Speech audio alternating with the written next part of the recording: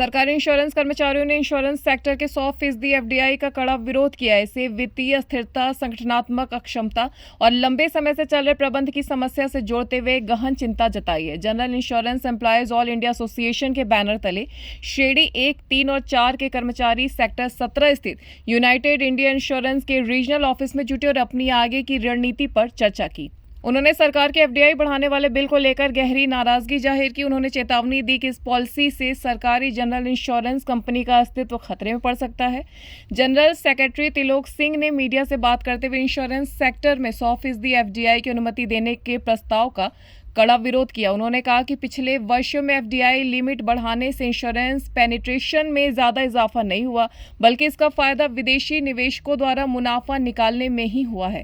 Association ने बताया कि अभी सरकारी इंश्योरेंस कर्मचारियों को सिर्फ 15% फैमिली पेंशन मिलती है, जबकि बैंकों, एलआईसी और अन्य सरकारी क्षेत्रों में यह 30% है। उन्होंने सरकार से मांग की कि पेंशन सिस्टम को सेंट्रल सिविल सर्विसेज नियमों के तहत लाया जाए और अन्य सरकारी कर्मचारियों की तरह बराबरी का फायदा दिया जाए। त्रिलोक सिंह ने जोर देते हुए कहा कि कई चुनौतियों के बावजूद सरकारी इंश्योरेंस कंपनियां सरकार के लिए रेवेन्यू जनरेट कर रही हैं और सामाजिक कल्याण योजनाओं को लागू करने में अहम भूमिका निभा रही हैं। उन्होंने सरकार को चेतावनी दी कि अगर उनकी मांगे, जिनमें वेतन संशोधन, पेंशन सुधार और भर्ती शामिल है, पूरी नहीं हुई तो कर्मचारी अपने आंदोलन को और तेज करेंगे। आज का जो हमारा ये प्रेस कॉन्फ्रेंस है, ये देश भर में बीमा क्षेत्र, खासतौर पे पब्लिक सेक्टर जनरल इंश्योरेंस कंपनियों को मजबूत किया जाए।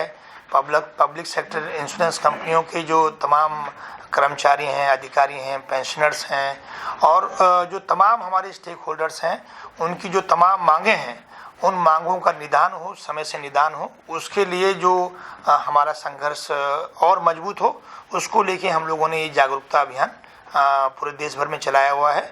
चाहे वो नॉर्थ ईस्ट का हिस्सा हो, चाहे वो उत्तराखंड का हिस्सा हो, और आज हम यहाँ चंडीगढ़ में हैं। के यूनियन में कितने लोग हैं सर अभी जो आपके साथ हैं संगठन? हमारे यहाँ पे मुझे खुशी है कि हमारे संगठन के साथ साथ हमारे इंडस्ट्री में एक बहुत ही मजबूत आंदोलन चल रहा है, जिसको हम joint forum of trade unions and associations के नाम से जानते हैं, और हम उसका एक अभिन्न अंग हैं।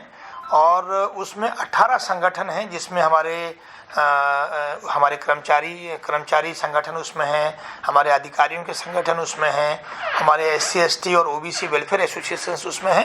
तो समस्त पब्लिक सेक्टर जनरल इंश्योरेंस परिवार जो है, आज पूरे देश के सभी संगठन जो हैं joint forum of trade unions and associations के बैनर के तहत पूरी तरह से संघर्षरत हैं। और कल हम GF2 के बैनर पे, joint forum of trade unions and associations के बैनर पे कल हम देश भर में जो है आधे दिन के धरने का आयोजन कर रहे हैं।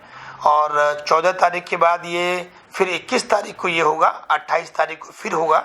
और अगर 3 तारीख को जो सेंट्रल लेबर कमीशन के सामने हमारी हियरिंग होनी है, अगर उससे पहले कोई सार्थक निर्णय सरकार नहीं लेती है, तो ज्वाइंट फोरम और मजबूती के साथ जो है संघर्ष को तेज करेगा। News desk, anyone live.